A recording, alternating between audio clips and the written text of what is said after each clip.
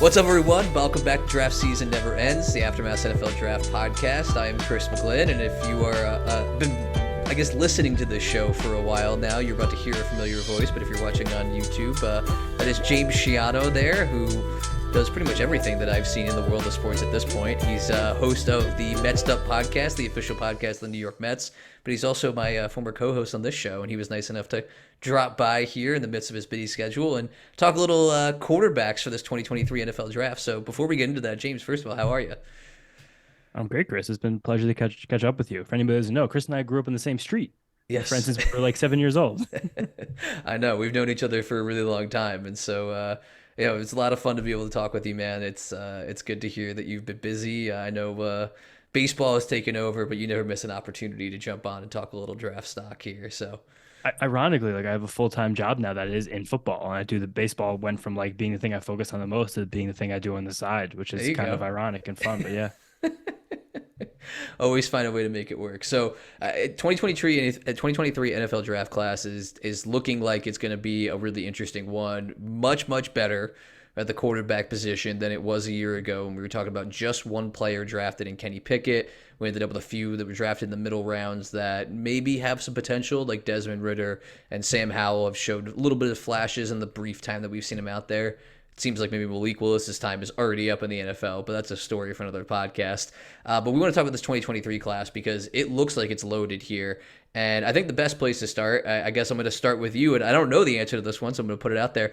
As of right now, who is your number one quarterback? This is a good question. I mean, all these quarterbacks are so different. It's such a shift from how we've seen quarterback draft classes in recent years, where at least guys were like comparable, or at least guys had multiple strengths, like multiple weaknesses. Like every single guy in here is like in their own kind of separate bucket. And like I guess the top guy just has to be Bryce Young because he has the highest floor. But in terms of like ceiling, like you could make an argument he's not even in the top three. You know what I mean?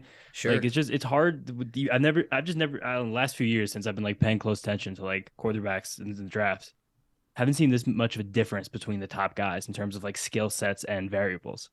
Honestly, I think it reminiscent a little bit more to me to like 2017, where you had Trubisky and Mahomes and Watson. And I feel like those three guys had very different kind of approaches to the game. I guess maybe Watson and Trubisky were a little more similar, but like Mahomes was obviously coming out of that air raid system, and so there were so many question marks about that. Watson had a lot of turnovers, and there were some question marks about whether he was just a beneficiary of the talent that was around him.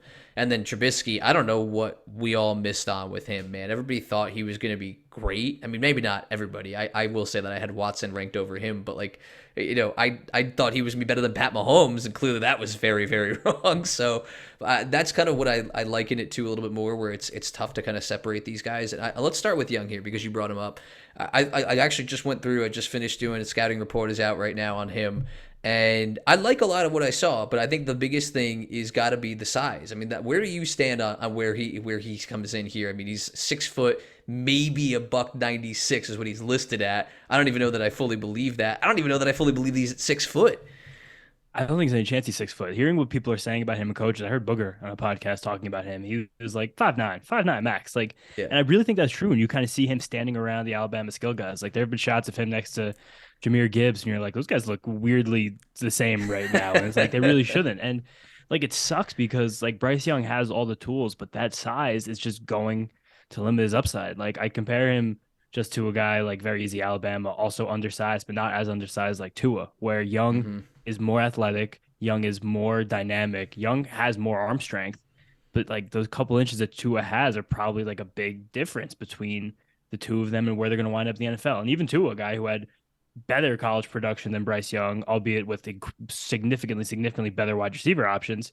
It took him multiple years to get himself together in the NFL. And it only took the Dolphins acquiring two of the what would have become like the 15 or 20 best receivers in the entire league for him to even be like starting caliber. And of course that jumped him all the way to being like Pro Bowl caliber, but still it's like I'm confident in the floor that Bryce Young has because of his intelligence, his efficiency, and just those physical tools. But I don't how far do you see him going at that size? Well, that's the thing that's so tricky about this, and I think Tua is a really good point to bring up because of obviously the injury history here, and that's a lot of the concern because it's for me it's less about Young being as small as he is, like the height. Obviously, that's slightly a concern. There's definitely, but we've seen quarterbacks figure it out, right? Kyler Murray, Drew Brees, who are a bit more undersized. For me, it's the frame. Like, he's just so slight.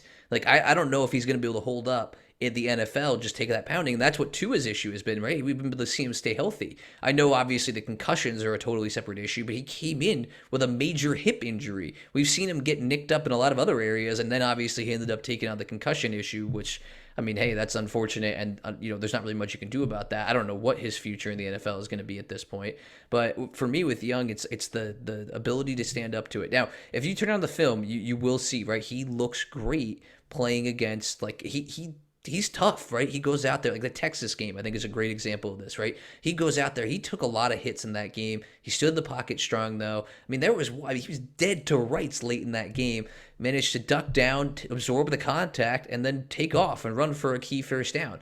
I mean, he's able to make plays, but I just wonder if he's going to be able to do that consistently enough in a way that protects him at the next level, because I agree with you about the talent, but I worry about the longevity, because I just feel like at a certain point it's going to catch up with him.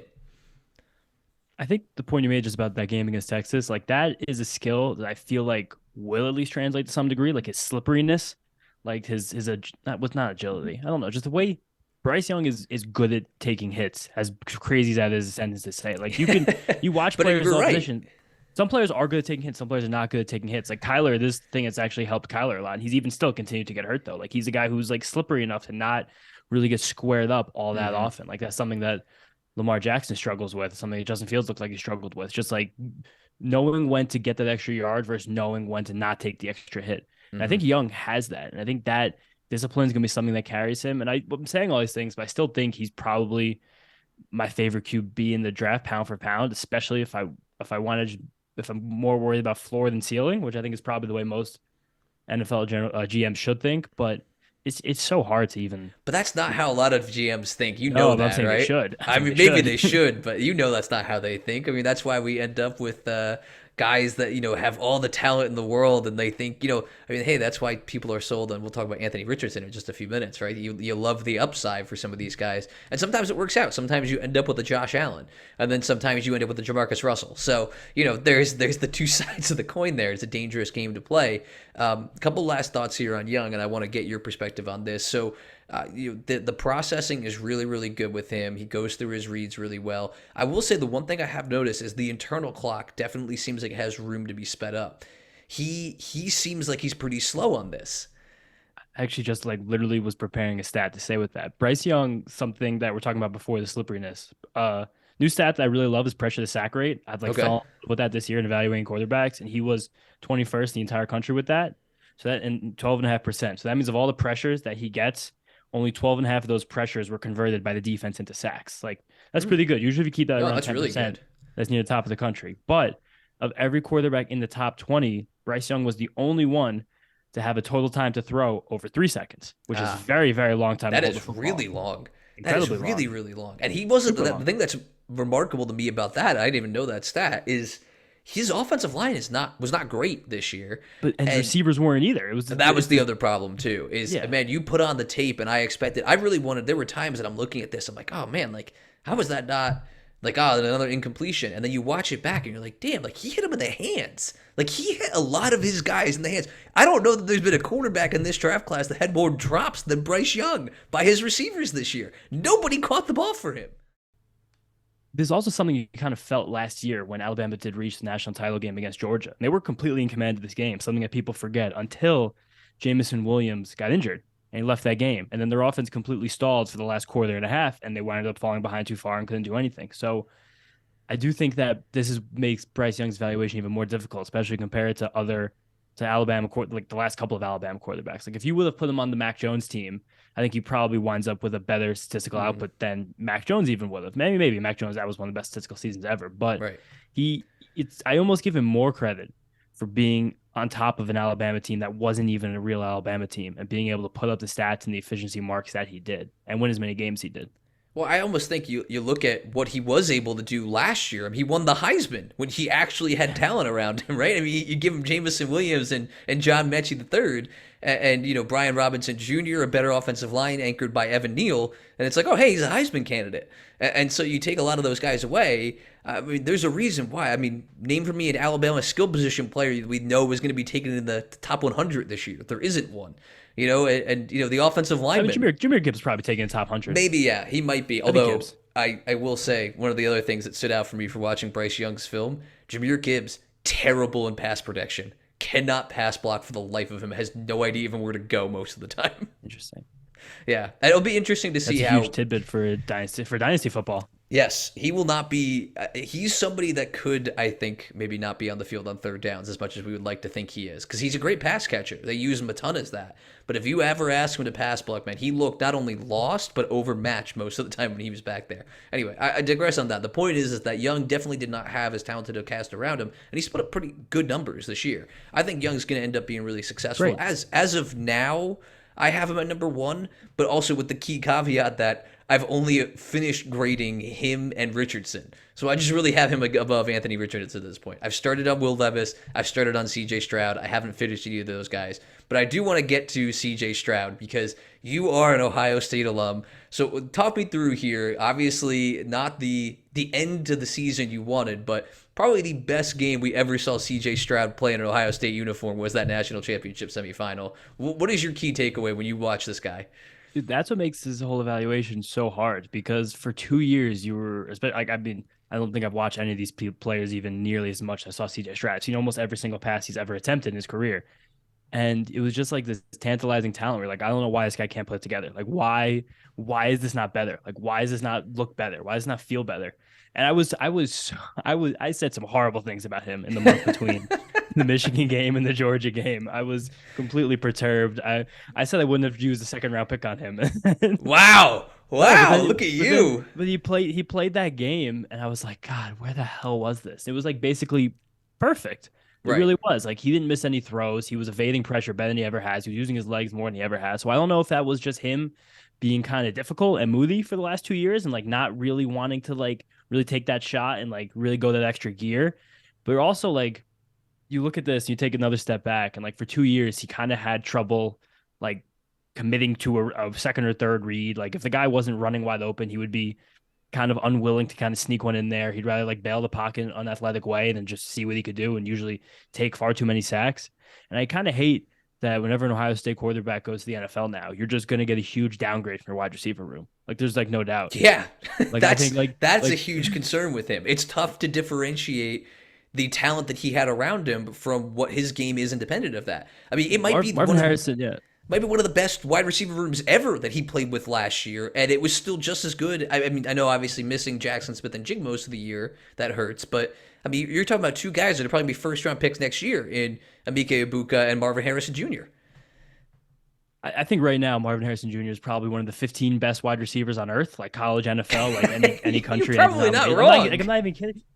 And like even Emeka Ibuka, I think was probably one of the most like woefully underrated players in the country. Like he has a real claim heading into next season as the second best receiver in all of college football. Like that's real. But Right. there's just no and last year last year CJ Stroud had two legit superstars in the NFL.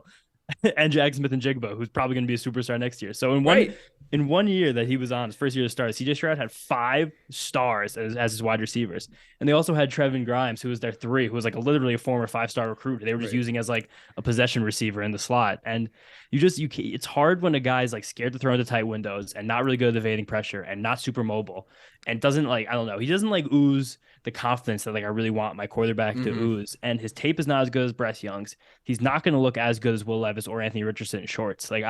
He's probably the quarterback I think is second best on this board, but I think there's a really good chance he's the third or fourth actually taken.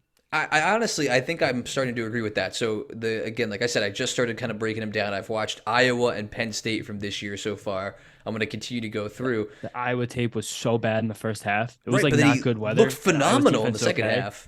Yeah, because it was weird what happened with him. I Yeah. don't know if it was like lapses in concentration or if it was like timidness compared with aggressiveness, just not being able to like level those two out. Hmm. I don't know. Or maybe it just came down from the coaches like, against those worst teams that weren't really trying to take as many chances. That Penn State game for 3 quarters, he was incapable of doing anything. Yep. And then suddenly it flipped and they scored 4 touchdowns in like a minute and a half. Yeah, but that's, I mean, that, and part of that is like he's almost got that microwave ability, right, where he can just kind of heat up, and he plays really well. Now there is something to be said for playing well in the clutch, which is something that Stroud seems to have done throughout the course of his career. The problem is that there are too many of those head scratching moments where you look and you're like, what were you trying to do there, or what were you trying to force? I mean, there were some of the interceptions he threw against Iowa where it was just like, I don't know what you read there that made you think that ball was going to get there. Like, I mean, he threw one. It was clearly just drop coverage, like linebacker falls out, and then they had a safety and a cornerback there. It's triple coverage. You just try throwing it straight over the middle of the field. It's picked off, and it wasn't picked off by the linebacker. It might have been picked off by the corner. I mean, there are some things that are frustrating when you watch the film. And the other thing that actually does concern me a little bit is that his arm strength is good. Like his ability to get the ball down the field, he can push the ball down the field really well. But when you watch him, the ball, like I know the phrase that we hear all the time now, right, is the exploding out of the hands. I don't see that with him. Like it comes out, he's got really nice touch in a lot of these throws, and he's got the arm strength, but it's not like when you watch Young, like there's a ton of like zip, right? It zings in there and it hums when it comes out of his hand. I don't see that with Stroud. Like I don't see that like otherworldly, like, oh my God, how did he fit that into that tight window there with that just incredible howitzer of an arm? Like, I don't think that's what we're talking about here. He seems to me like the guy that if you put him in the right situations, he's going to do well. But as soon as, like, hey, we need you to go out there and just effort a play and make it, I don't know that he's capable of that. Yeah, a lot of that what you're also talking about. I don't think he's that confident in throwing short or medium balls, which is kind of crazy for like a player. No, but it is like he seemed to be so much more comfortable with like setting back for 3, 4, 5 seconds and just letting one rip. Like not a zinger, like you said, but also I would say it's kind of like a heavy ball. Like he'll throw a deep ball with touch, but also get there quicker than you would expect and get it Hmm. to a receiver. But it's like there weren't really that many tight windows. And that's because he's had the best receivers in the country for two Yeah. straight years. So it makes it hard. But I definitely do think that he has a lot of maturing to do as a quarterback. I thought there was like a non-zero chance he was coming back. Not even kidding. And he took it right up until the edge of the declaration window, and it looked like there were rumors that it really was possible. But I don't know. It's gonna be weird to watch this pre-draft process, see how he's evaluated because I he's talk. he's firmly a worse prospect than Justin Fields. Like almost every single facet of the game. Like his Hmm. college production was worse. As an athlete, is worse. His arm is worse. His production was worse. Of how far he took Ohio State was not, it wasn't as good, and he still, for some reason, people are like pushing him up these draft boards. I Hmm. don't feel it. I have to say, it is interesting that you say that because Fields was the fourth quarterback drafted in that draft class, and now obviously Should Lawrence have been the looks like, second, yeah. yeah, Lawrence looks like he's lived up to it, and based on everything else we've seen, yeah, maybe he would really should have been second. And we have, I mean, I will say Trey Lance's grade very incomplete at this point. No idea what he is in the NFL at this point. It could be great, could be terrible. We haven't seen enough, but we've definitely seen enough. You and I, as Jets fans, have seen enough of Zach Wilson to say, yeah, they probably should have taken Justin Fields over him. And I think Patriots fans are maybe wishing that Mac Jones was taken by the Bears instead, and they would have gotten Justin Fields. At the end of the day, I do think Stroud has a lot of questions still to answer, and I don't know that he's really going to be able to answer them because, like you said, he's not going to all of a sudden go out there and wow you in shorts. Like he's not going to go to the combine and all of a sudden blow you away with his arm strength or dazzle you with his 40-yard dash time. Like none of that stuff's going to happen. So I don't know how he's going to climb up any further. I think if anything else, we're probably going to see Levis firmly pass him, which I think he has already for a lot of people. And then we're going to end up seeing maybe Richardson start to close the gap because teams are just going to be tantalized by that talent. Let's talk about Will Levis here because I think he's probably the other quarterback that really is in. I know they're all kind of four in this one group together, but I feel like Levis, Stroud, and Young are almost kind of in like a separate group from where Richardson is, just based on how the hype kind of seems to be going at this point, and just where they're most likely going to grade out. So with Levis, obviously he's been much maligned, had a really rough season this year. You even pointed this out to me. What would you say is the biggest takeaway you have from watching him, over the course of the last 2 years as the starter at Kentucky?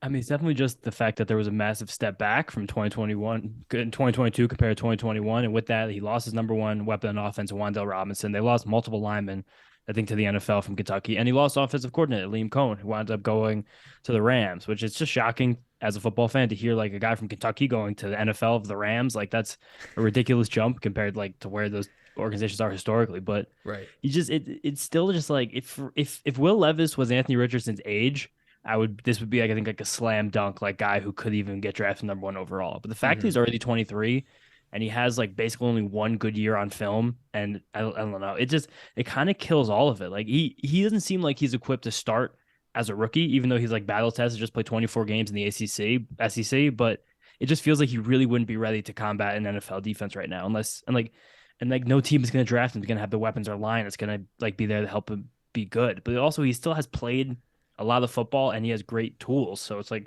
why not? But you have to really just be able to do it perfectly. Like you have to be a disciplined team. You have to have a plan in place and you have to be ready because like he wasn't good last year at all. Right. It's just he has stuff like Right. he wasn't.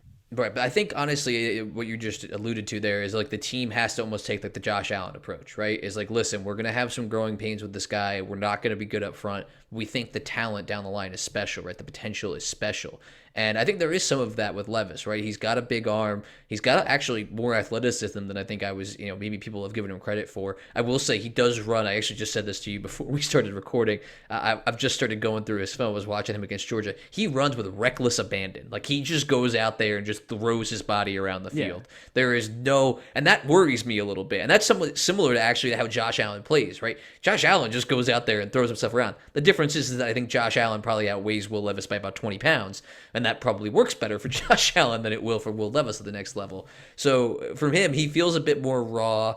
There's definitely, I think, still some untapped potential there. And I think some team in the top 10 is going to end up falling in love with him. I mean, hell, I don't know what it is exactly yet. Mel Kiper Jr. has him ranked number one right now, or at least had him ranked number one up to this point. That could change all before we get to draft day. But, I mean, clearly there are people who see quite a bit of potential and untapped, upside with Levis. Yeah, even PFF has him ranked number two. And the big difference though with Allen and Levis was that when Allen was drafted, he was still 21 years old. He plays entire Mm-hmm. first season at 22 years old and entire second season at 23 years old. Levis is already 23 years old. Right. Like I'm not like trying to be like an NBA scout where I'm like he's already 20, so his career is over. But I just feel like there's so much less room that a team will give a quarterback for development, like in terms of that context, like about them Mm-hmm. putting pressure on the player rather than any terms of development because age quarterback doesn't really matter.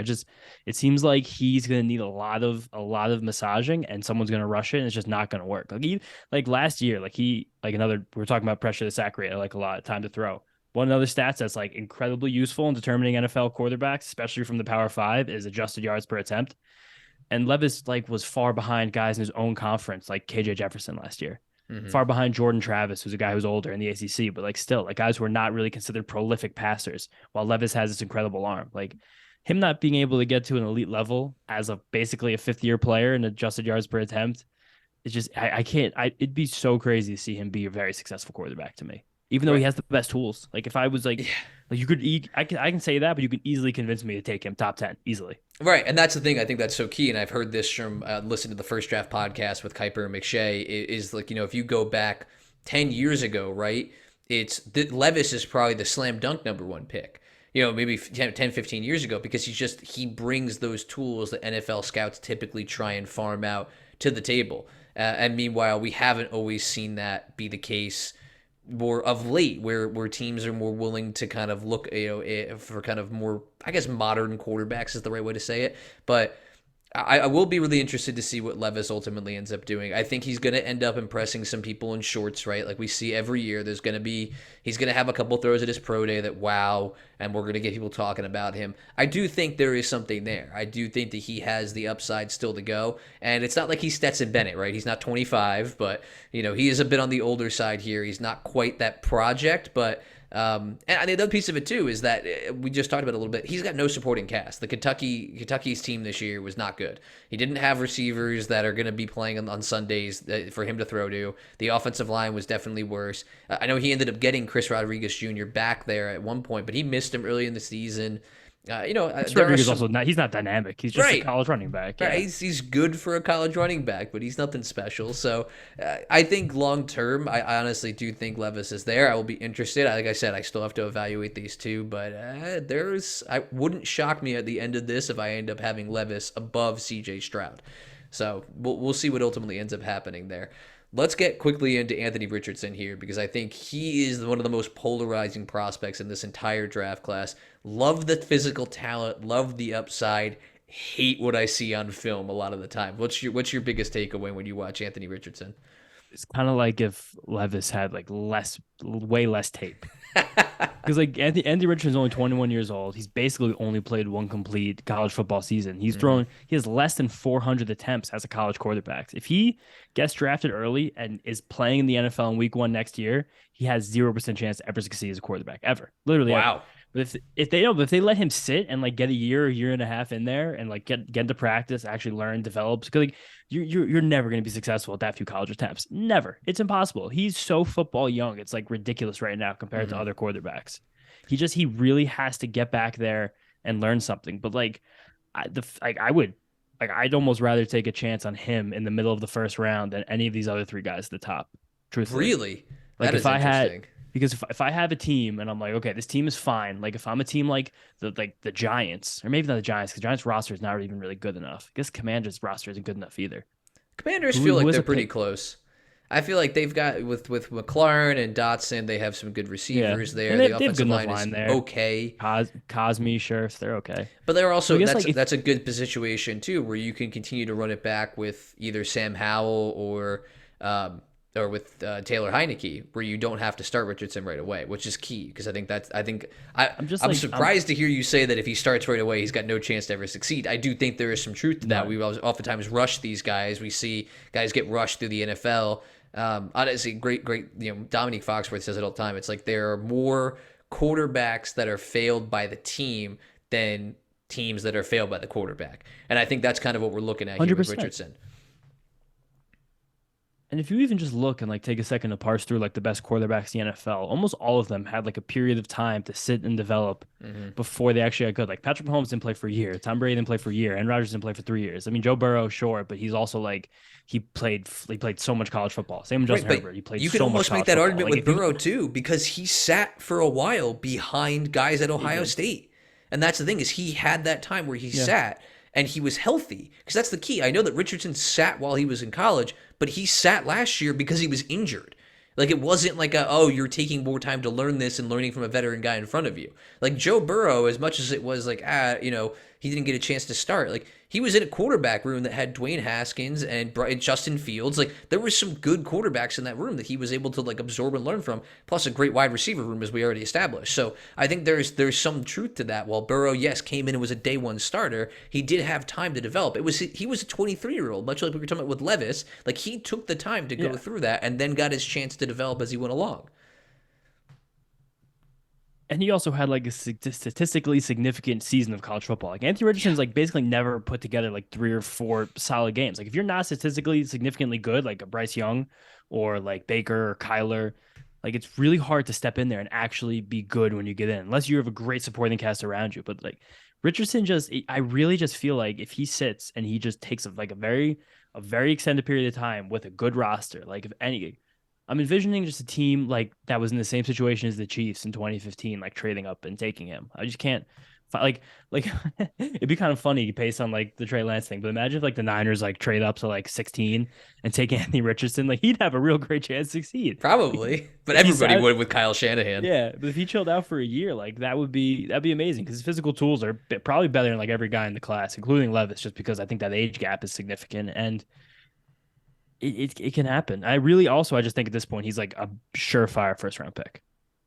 With Richardson, I think there's so much of it that's just unknown. I can't seem to figure out what to expect from him because 1 minute he'll throw something downfield that just looks like an absolute dime, and then the next minute he'll miss like three wide open receivers over the middle of the field because he just is not consistent enough at this point. And I think some of what you talked about with me is just like he's just we don't have a sample size for him. Like he didn't play last year, and now we've not really seen much. He's played what like 17 college football games. It's not a ton to go off of there, and a lot of the times too, he's a runner first. He's not always out there making plays as a receiver, as a passer. So there are a lot of question marks I still have with Richardson. I will say he graded out significantly lower for me than Bryce Young did, despite the fact that he's got all of this upside and potential. 215 total completions in Anthony Richardson's college career. That's it. That's not great. You can't it's hard to evaluate a guy like that. The only path forward with Anthony Richardson, I said it and I'll say it again, like you have to take him on a good team with a good coordinator and probably already a good quarterback and just let him sit and just see what happens next. Like even if it takes a year or two and he winds up not panning out, just be like, all right, you take your lumps, you took a chance, you missed out. But there's so there's so much you don't know about a guy like this because he's basically never played a full season of college football. I feel like at this point he needs almost like the Aaron Rodgers or the Jordan Love treatment. Like he needs to be sat down for several years and like forced to learn an offense and really given time to understand what it's like to play at the NFL level. And you can kind of afford to do that with a guy like him because like we've talked about, he's only 21, right? He's one of the youngest prospects we've got in this draft class. He and Bryce Young are the younger group here, unlike Levis, or we're going to go into a little bit here down the list a little bit more. There's a lot of older prospects that kind of make up the back end of this quarterback group. But with Richardson, I think he's going to go in the first round, right? We know that. It probably won't be in the top 10. But we've seen weirder things happen. Again, if we were just talking about Will Levis looking great throwing the ball in shorts, what the hell is Anthony Richardson going to do? I mean, my God, he's got the arm strength, right? Their zip is there. The unbelievable ability to hit any spot on the field is there. He just can't do it consistently. And that we haven't seen from him to this point. So a lot of red flags with Richardson. I just think that there's too much unknown for me to feel really good about ranking him anywhere other than fourth out of this group at this point. Like I said, still a lot more work for me to do on both Stroud and on Levis, but he's an intriguing prospect with a ton of upside, but I'm very wary of what the outcome might be. It kind of feels very boom or bust with him. I agree. I do think there is an outside chance he gets in the top 10. I saw PFF has mocked him top 10 a few times. I just think someone always just falls in love with a guy like this. But it's probably Right. only like there's probably only room in the top 10 for two, maybe three of these four. Someone's gonna drop. I think it'll be three because I think honestly, it could even be four because there are just that many quarterback needy teams, right? I mean, we're talking about Houston at number 2 for sure, Indianapolis at 4, maybe Seattle at 5, maybe Detroit at 6, and then you get to the Raiders at 7. They definitely need a quarterback. 8, you got the Falcons. They could possibly looking at quarterback. Panthers might run it back with Sam Darnold, unclear. And then it's just you get into 10. The Eagles aren't going to take anybody, obviously, but then 11, maybe do the Titans take a quarterback? It gets to be really unclear as to what the path forward is, I think, for a lot of these teams when you look at the quarterback position that could push a couple of these quarterbacks up the board. I'd love if Richardson wound up going to the Seahawks at 5 and just sat for like 2 years behind Geno Smith on a bridge Interesting. deal. That could and work. just walked in with like already good receivers and already a good line. That'd be kind of funny. I don't know Right. why. That just struck out to me as like an environment where like a quarterback like that actually could develop. That is an interesting one. I think actually we were talking about it. I think Detroit would be fantastic for him. That'd be great too. Him or Levis, yeah. Right. Him and Levis is another one that stood out because again, it's a British quarterback. Although I don't. No, Okay. Goff's good. It's just like Yeah. it's about when his contract runs out and someone Right. else will pay him. But he's not really a bridge quarterback anymore. He's legitimately good. Right. He was one of the top probably 10 quarterbacks in the NFL this season. He played Easily. really, really well. And I think if the Lions had even something remotely resembling an NFL secondary, they probably were in the playoffs this year. Instead, they ended up coming up like a half game short. They ended up losing out when the Seahawks ended up beating the Rams to take that final NFC wildcard spot. So Detroit, that offense looks great. Ben Johnson's also back next year as the offensive coordinator. So I think a young quarterback would do really well in that environment, right? That situation feels great. Great offensive line, really good weapons. Jamison Williams is already there. DJ Chark and Amon-Ra St. Brown makes up a really good receiver room. Plus, they clearly have talent at running back with Jamal Williams and DeAndre Swift. Anyway, long story short, though, is that Detroit probably doesn't need a quarterback. That's the thing is about all of this. Is like you put Goff in a position to succeed. I think Detroit probably goes more defense or even tries to find another playmaker. I don't know. Maybe with that they have their second first-round pick this year. Maybe Michael Mayer is a fit there, tight end out of Notre Dame. They do need a tight end. They just traded away T.J. Hawkinson. So I think it'll be interesting to see ultimately how this all shakes out with Detroit, but I don't think quarterback is really the way to go there. Went way off the rails here into the Lions conversation, but that's what typically what ends up happening here. I'm going to ask you now because I think those are the top four, right? We feel pretty comfortable about that. Is there anybody else that you think has even a chance to end up being in the first round this year? I think the only other guy that could be in the first round, it would have been Hendon Hooker, who I like more than the guy I'm about to say if he didn't get hurt. But Tanner Okay, McKee could. Like, why not? sure. Like everyone's gonna just see what just happened with Davis Mills, the fact that he was like way off the board. Who I told you like years ago, I was like he's gonna be in the Yes, NFL and he's gonna play yes. decent. But Hmm. like McKee even like probably is he I think McKee's bigger. He probably has a little bit of a better arm. Stanford's even worse now than it was when Davis Mills was there, which is Hmm. kind of hilarious. But like McKee, like there's just a couple plays that you'll see from him where like he'll bail pocket left and like make a throw, like shifting his whole body like on a dime. You're like, where's that guy? He was a 4-star recruit, NFL size, underrated athlete, less than a 1% turnover worthy play ratio, turnover worthy play percentage. He's just probably, I wouldn't take him in the first round, but I think he's a guy who could sneak into it. Just like he's gonna look great in shorts, like 6'6" with a gun for an Sure. arm, incredible, so uh, good in shorts. NFL, really, I should say NFL Twitter loves that more than anything else in the world, right? Twitter blows up whenever you see one of these guys go out there. I have seen a lot of love for McKee. I will say I haven't watched much of him yet. I remember watching him a little bit last summer, just kind of as like a precursor to this year, understanding a little bit of this quarterback class.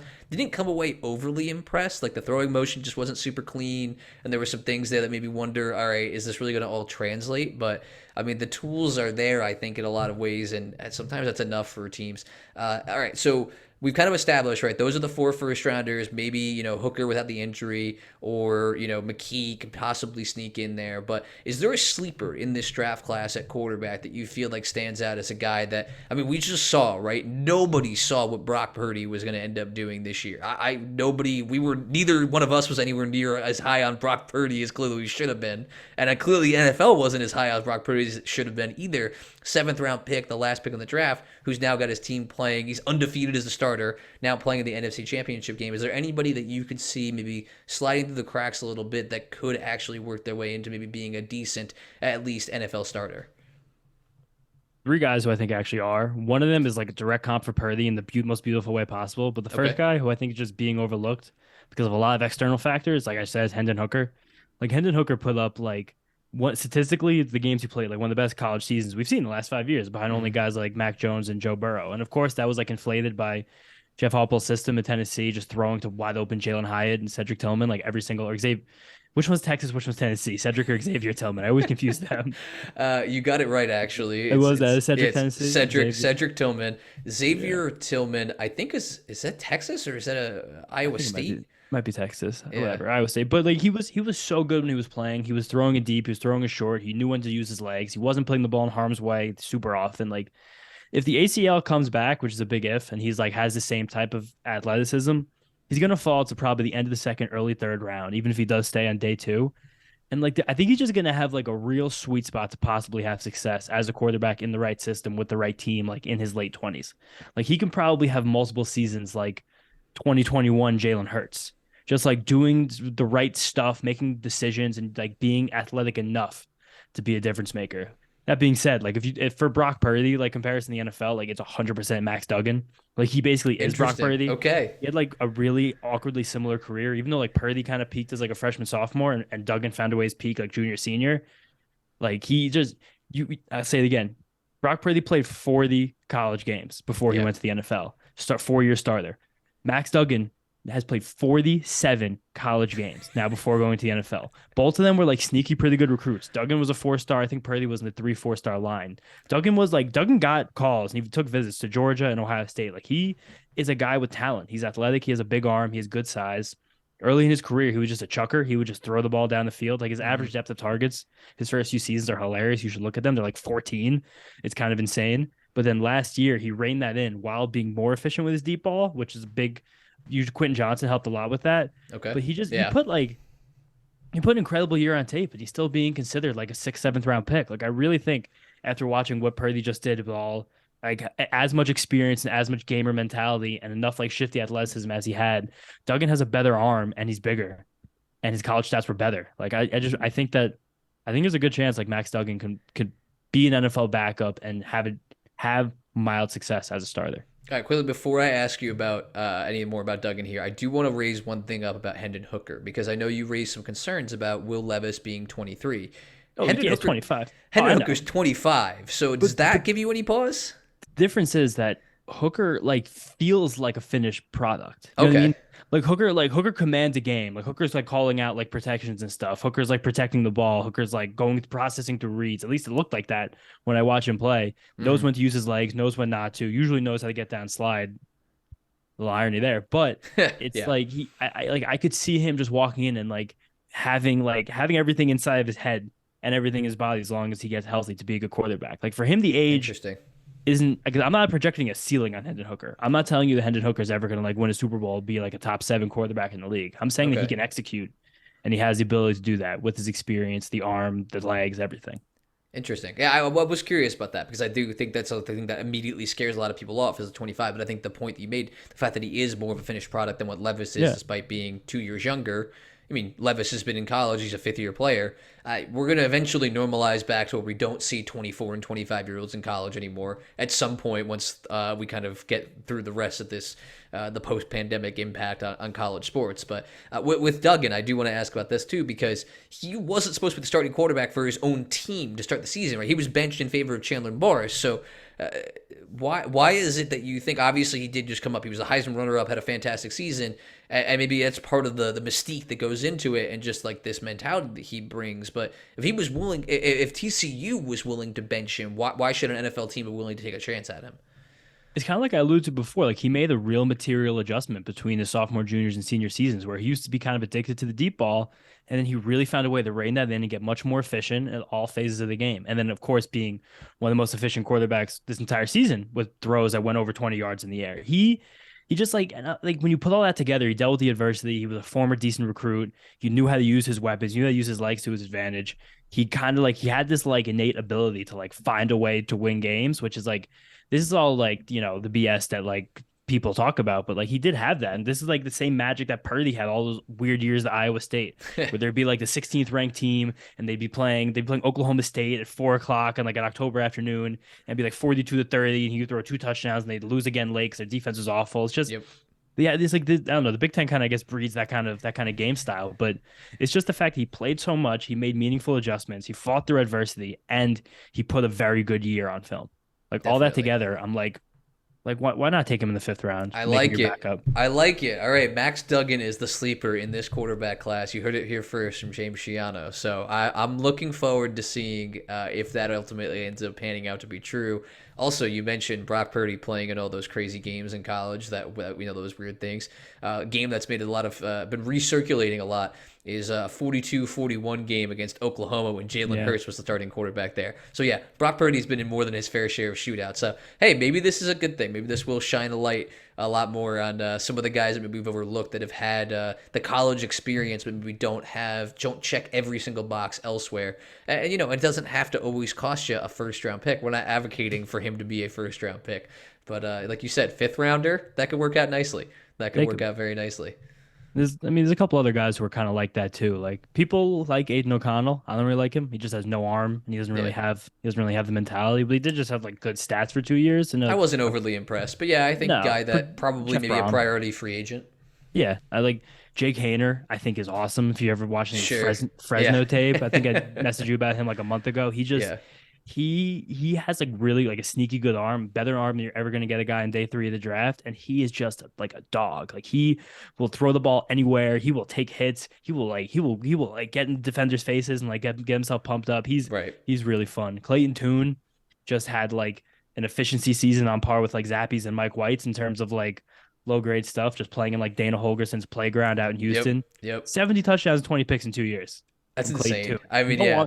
no Right. arm at all, but he Right. he know he like knows what defense is doing before they're doing it. And the Right. last one, the guy who's just like I didn't like this guy at all. I'd never liked watching him play, but I was like doing like I was like I like to like put a lot of like stats in an Excel file and like see Hmm. who's above average and like certain percentiles and certain things. And Jaron Hall at highest adjusted complete of BYU, highest adjusted completion percentage on throws that travel at least 20 yards down the field, and one of the best lowest pressure to sack rates, as I told you before, in the entire country. Interesting. All right, so He stats he hit favoring he Jaron yeah. Hall. All He hit right. two benchmarks and two like very important stats in quarterback like scouting that I was like shocked because I don't like watching him play, but just the fact that he did both of those things, I was like, this might be a little bit, maybe like just like again, like a seventh round pick who becomes a backup. Definitely. Now, and I know it's important to scout the name, scout the player, not the helmet, but you can understand why I might be a little bit gun shy on taking another BYU quarterback at this point, right? I can. I never will, but someone could. Yeah, right. Let some other fan base deal with that. James, I really appreciate the time, man. Always good to catch up with you. Before I get you out of here, remind me. I know the Mets Up podcast, obviously the official podcast of the New York Mets. You were talking about full time job in football. Where else can people find all your great stuff that you've been putting out there? Twitter, James_Schiano. Messed up podcast, made by some Mets fans. Definitely something to check out. It's a wonderful, wonderful piece of content. Me and my friend Draftnik Mark put out. And I full time jobs at Mojo, sports stock market, founded by A-Rod. Just launching with football, hopefully basketball eventually. But the college market's super cool for that because we only have quarterbacks right now. Hope to grow the skill position guys the next few years, but it's all just about like the market's based on like what a guy will do, like his full amalgamation of all the stats he ever puts in his career. But for the college, it's like totally speculative based on draft position. Yeah, So it's really fun. Like a guy like Richardson, like even his stock has gone up like 10% a week just because of all like the first round momentum that's climbing. sure. It's pretty cool. Like Stetson Bennett went up like 100% this year because he went from like a used car salesman to a used car salesman in 2 years.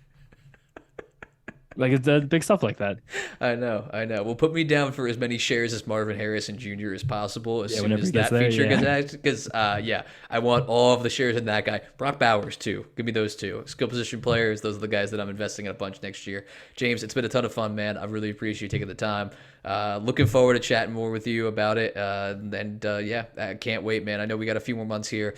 We're going to be coming up right now. I know we've got Senior Bowl coming up, East West Shrine Bowl coming up, lots of great draft stuff coming up. It's our favorite time of year for all of this. So very, very excited for all of it. So thank you guys so much for tuning in. Really, really appreciate it. As always, you can check out aftermathsports.com for all the great content that I'm putting out there. Like I said, you can follow James under James_Schiano on Twitter. I'm at CMcGlynn84. Feel free to tweet at me. Let me know anything else you want to see on the show. Any other people you like to see have come on. I know James is a good old friend of mine here, but anybody else you want to see come on the show with me, I always appreciate that. And feel free to rate, review, subscribe, all that great stuff for the podcast. Find it on YouTube, Stitcher, Spotify, all that great stuff. Anywhere that you can get your podcast, Apple Podcasts, you name it. So thanks everybody for tuning in. You hear from me again soon.